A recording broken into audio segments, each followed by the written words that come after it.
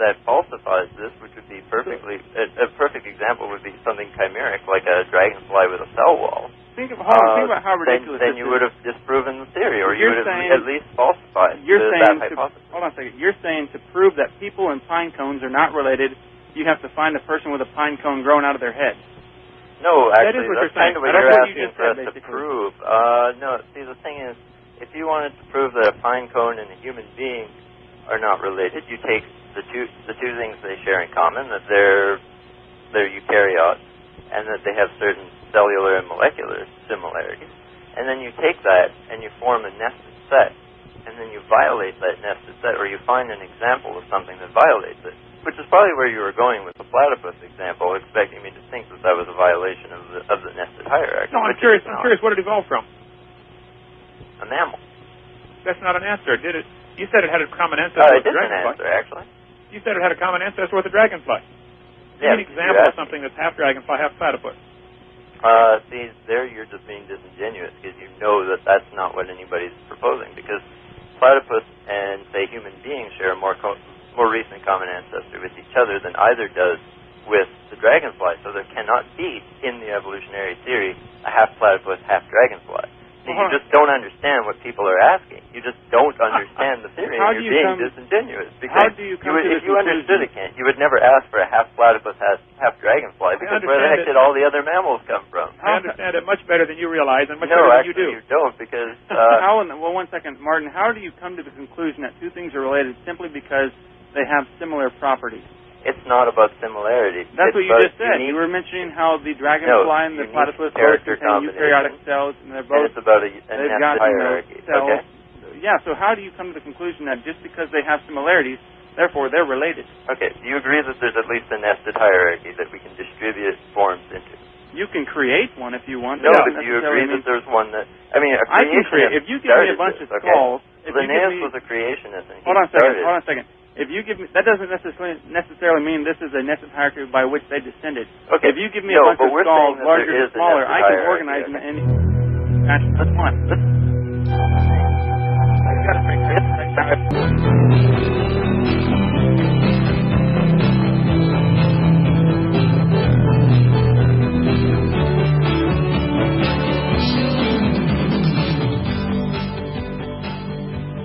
All right, folks. Welcome back to the final segment of the Creation Science Hour. It's April 19th of 05, and this is Kent Hovind and Jonathan Sampson. It's Creation Science Evangelism. DrDino.com is the website. Dr. Dino Live is the AOL Instant Message screen name if you want to get in. And we have Martin still on the phone, I believe. Right, Martin? Yep, that's right. Good. So you're from Sweden, and you're living in Canada, and you believe... No, I'm from Canada, living in Sweden. Oh, you're from Canada, living in Sweden? Yep. You're calling from Sweden? Yep, I'm actually calling from Linnaeus' hometown. That's got to be 2 in the morning over there. Nope, it's only 1:45. 1:45, okay. Yeah. Missed it by an hour. Well, let's see. So you believe dragonflies and platypus have a common ancestor because they're bilaterally similar? Yes, but it is not a unique common ancestor. This is the important part, okay? It's a common ancestor shared with other things that are triploblastic, multicellular, eukaryotic, bilaterally symmetric organisms. Right. Now, is this what you believe about them having a common ancestor? Is this something? Is this something that can be demonstrated empirically, or just something that can be taken as theoretical? Yeah, I think it can be demonstrated actually. So you don't see that as a religious belief. You see that as a no, I don't, because I don't think things that you can't actually see necessarily require faith any more than I require faith in believing that there are electrons that are right now operating inside my computer, or that there are stars very far that I cannot you're see using a physical analogy. You wouldn't let me do that a few minutes ago. Because I'm not making an analogy to specific living things. No, I'm not. I'm making an analogy to your argument where you're saying that if I can't see it, then therefore it's not scientific, or that it's faith-based. But that's absolutely ridiculous. That's an anti-scientific statement. Because science, the purpose of science, is to find out about things we cannot see, that we cannot directly observe. That's why we do science. Okay? Oh, I agree. So then how come you can't agree that a common ancestor is something that we can learn about even if we can't actually see who it is or find it? It's something you can believe in. No, it's something we can test. You cannot test that a dragonfly and a platypus have a common ancestor. Sure, you're trying to do it with me all night tonight. Well, you're trying to test it. I mean, whenever I say something, when I try to demonstrate that there's a nested hierarchy, you try to bust it down. That's testing it. Well, okay, let's test my hierarchy then. Cars and filing cabinets are related. Yeah, but cars don't reproduce, so they can't have common ancestors. It's an irrelevant question. Well, platypus have they reproduced, and they always produce platypus. That's so stupid, Kent. I'm sorry, but you believe you just made that up to get around my point. I mean, no. That's absolutely hilarious. I'm correct. Platypus have always, as far as anybody knows, produced platypus. Yep, that's right. Well, let's take dogs, which people are more familiar with. Oh yeah, you got to use dogs. Okay, well, people are more familiar with that. Yeah. There have been selective breeding of dogs going on for thousands of years. Sure. We've developed a wide range of strange-looking ones, from the Chihuahua to the Great Dane. Yep. But they're still dogs. Yep. They're still interfertile. Yep. They're still recognizable by a 5-year-old as a dog. Yep. And yet you believe the dog, somewhere in the past, long ago and far away, was something akin to a dragonfly or a platypus or an amoeba. It's not akin to, if by which you mean looked like a platypus or descended like from. a dog. You believe it descended from something that was common ancestor to all these living things. Right. Right there is where you jump way out of science and into faith. Nope. I'm sorry, that's not true, actually, because I can test that. You could show that a dog has more in common with something else, or is so incredibly unique in its cellular and molecular system that it could not in any way, shape, or form have a common ancestor with a dragonfly or a platypus. But the fact is, why is a dog and a mammal? Why is a dog and a platypus? Why are they both mammals? Why? For what reason are they both mammals? What forces the Creator to make them both mammals? You told me you're in Linnaeus' hometown. Yep. Okay. He's the one that set up our classification system. Yep. I'm glad it's been modified a bunch since then, but still, basic idea is pretty similar. Yes.